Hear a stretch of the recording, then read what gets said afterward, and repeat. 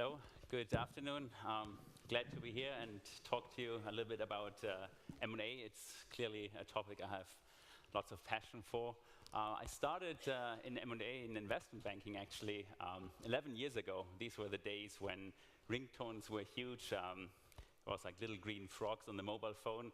And it was like an interesting time because also mobile gaming started. I was fortunate enough to be part of a few games, first browser-based games, then mobile games, and mobile gaming was kind of the industry you wanted to be in. It was hot. We saw a lot of venture capital money going in the industry, lots of deals, and the idea always been there must be some kind of consolidation coming, or must be around the corner, and one company will buy a lot of smaller businesses and great M&A activities. So a year and a half ago, I was fortunate to join the corporate development team at Gree, where I look for M&A opportunities and investments. And when I started there, I realized the market has changed a little bit, quite a bit. So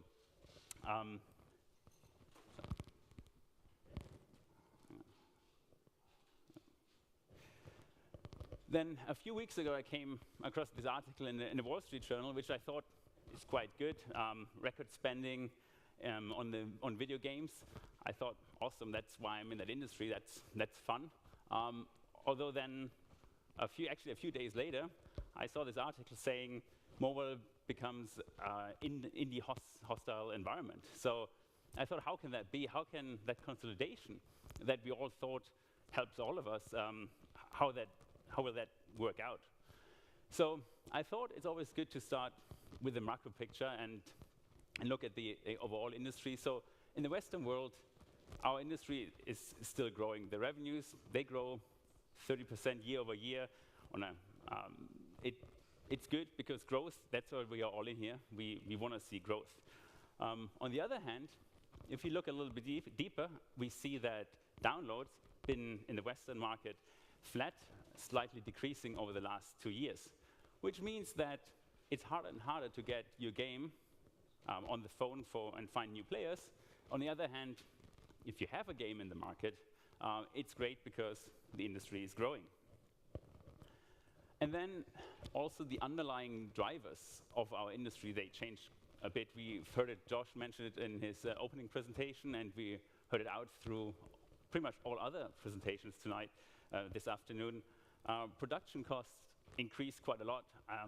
3-4 years, it was enough to have a budget of $500,000 to $1 million to come up with a very competitive title.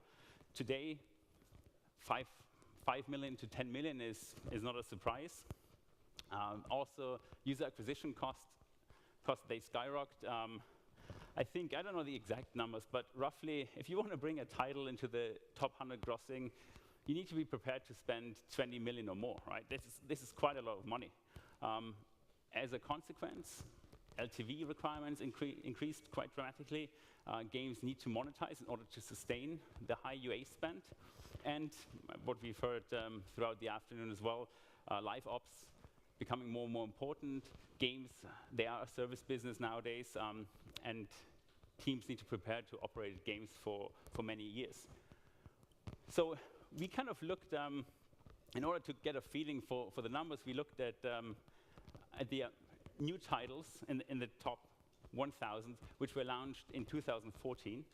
And 180 titles which were launched in 2014, made it in the top 1,000.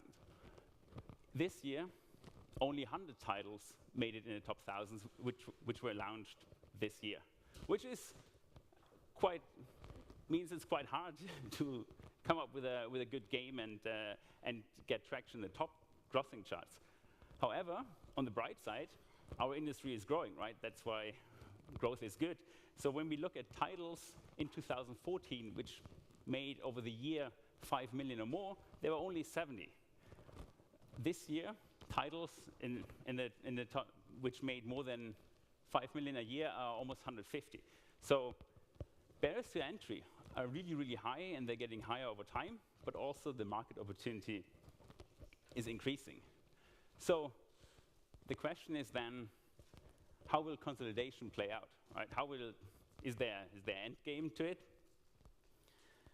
And we thought about this quite a lot, and it's always better to have kind of like a framework which helps you thinking about the industry. And we looked at Michael Porter's industry life cycle.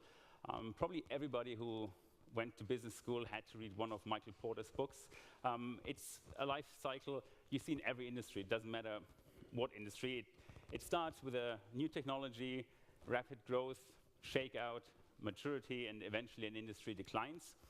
In the early stages of an industry, you have a lot of VC activity. It's somewhere probably VR is in right now. It's very, very exciting, very new. And then the industry matures over time.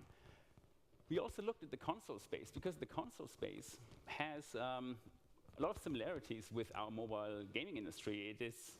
Production cost is really high. You have distribution is expensive, and you have only like a few distribution platforms. So we thought that's a good example. And when you look back early 2000s, there were quite a lot of console developers out there, and I'm sure you recognize many of the names there. Fast forward today, the console market is dominated by maybe 10 plus players. And if the industry life cycle is true, if our industry follows console, then gaming also gravitates towards the top of the market. So in this environment, and I thought it's important to set the stage for that, we see three types of deals which make sense for buyers in order to gain competitive advantage. And the first kind of deals are late-stage deals. These are kind of the mega deals. And this year was quite a good year for that. We had a transaction volume in the first 6 months of the year of almost 19 billion, which is like awesome. That's why the Wall Street Journal and Bloomberg write about our industry. But when we look at actually at the deals, we see it's down. It's like 3 deals are 80% of that deal volume, and it's mainly King and Supercell. Interesting, I think, about that large stage or late stage consolidation is it shows how top heavy our industry is. Same with revenue distribution, same with M&A deals. The industry plays at the top of the market.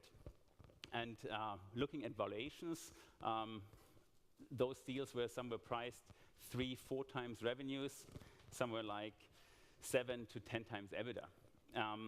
And the reason why those deals got done is that the buyers wanted to build cross-platform franchises. It was to move into a growing industry, but not only be in there, but also own that part of the market. So that's kind of the top end of the market. The second type of deals, we call it the mid-market. These are deals priced between 20 and 100 million. And these, we see a little bit more, but we haven't seen a land grab in that space. These are very strategic deals, and there are kind of two rationales to it, right? The buyers either want to consolidate in the segment they're in, or want to move into a new segment. 2 weeks ago, for example, we acquired Dragon Soul. We know the RPG market. We like the RPG market. We wanted to have a bigger footprint, so that's why we moved into that market. And on the casual side, you see Ubisoft, for example, acquiring Ketchup, want to go into the casual space. It's all very driven by portfolio management. Buyers, also like us, Gree, we want to build a portfolio very strategic, and looking at pricing, looking at valuations. In the private market, you see valuations around 2 times revenues, 6 to 7 times EBITDA. Same roughly the average for the public market. So I think another takeaway here is from those mid-market transactions that entrepreneurs, they need also to adjust a little bit their expectations. Again, like a few years ago, it was possible to build a studio, have some success, and hope for 100 million plus exit. In today's market, it's very difficult, and it's very, very numbers driven. And there's a third type of deals we see. They're also very infrequent. It's basically like larger strategic buyers. They want to build basically a studio system instead of owning a studio which already has revenue-producing titles in the market.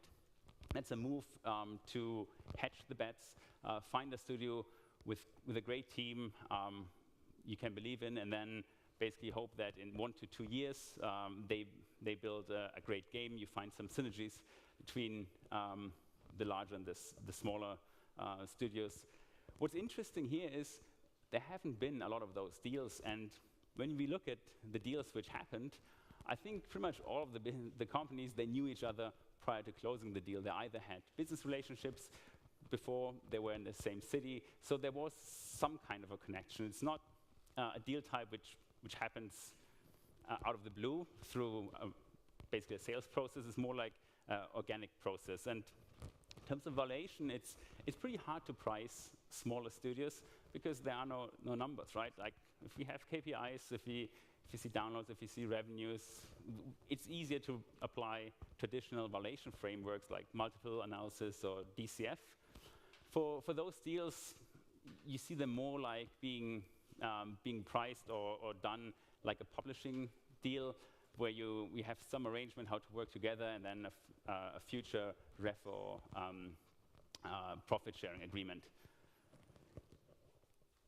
So overall, also in the mobile gaming industry, in terms of or looking through it through the M&A angle, it's very consolidated towards the top, and a lot of deals get done in the top or mid-market. However, I think there's still good opportunities out there, A, for buyers, and also B, for smaller developers or growing studios. I think it's about having concentrated bets, like don't jump from one genre to another genre.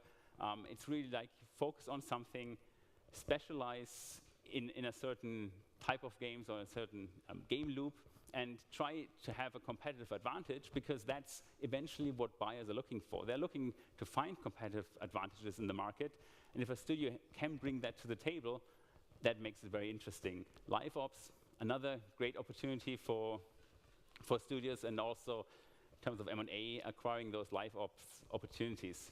So question then is, what do teams need to have?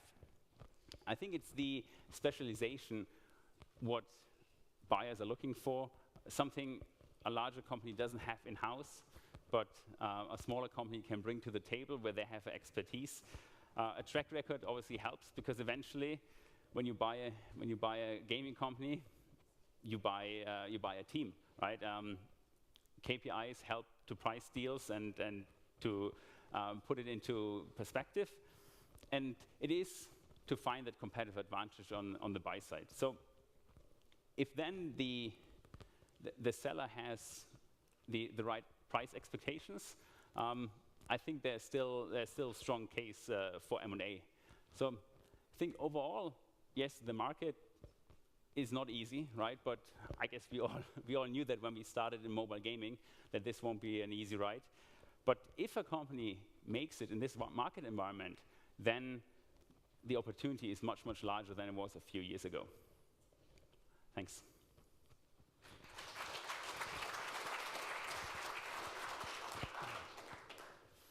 All right, questions? Any questions? I have a question. So there's obviously a lot of interest in the Western market from companies in Asia, which, I mean, technically, obviously, Gree falls in, especially from China. I mean, how do you see that kind of, they are obviously access to large amounts of capital and have different reasoning for, making these transactions. Have you seen that influence, like, the price being paid for certain companies, or how do you see that kind of influencing the overall, like, landscape for M&A? Yeah, I think buyers from the eastern part of the world, Asian buyers, it's great to have them because they provide some liquidity. I think it's mainly driven by financials. They're also, it's very hard to sell a studio which is is not cash flow positive because the deals they have certain requirements. So yes, they drive price up a little bit, but I think it's fine because it is at least there's some liquidity out there.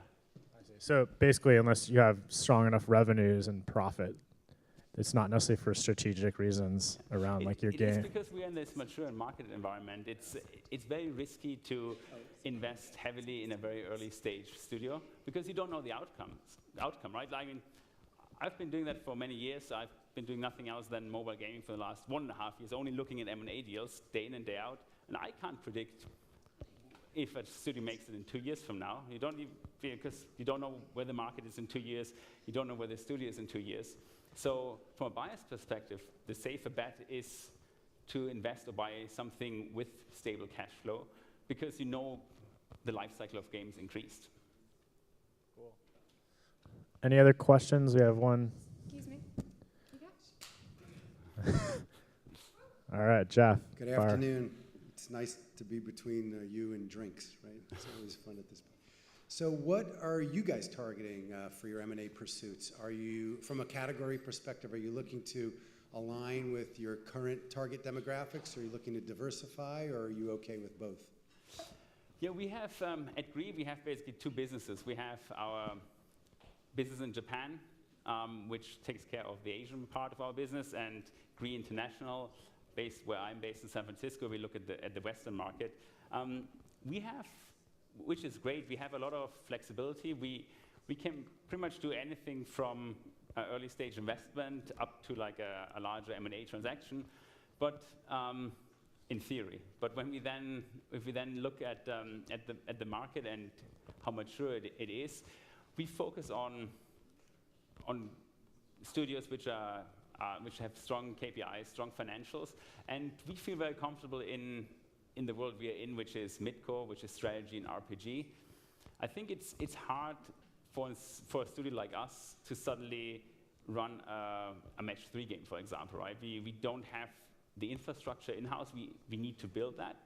If we find the right opportunity and we find a team, a larger team, or an entire portfolio which could run that for us, that'd be a good opportunity. But for those mid-sized strategic deals where you acquire a smaller studio with 1 or 2 titles, we probably stay in our mid-core environment. Cool. I think we're out of time. Thank you very much, Sebastian. Cool.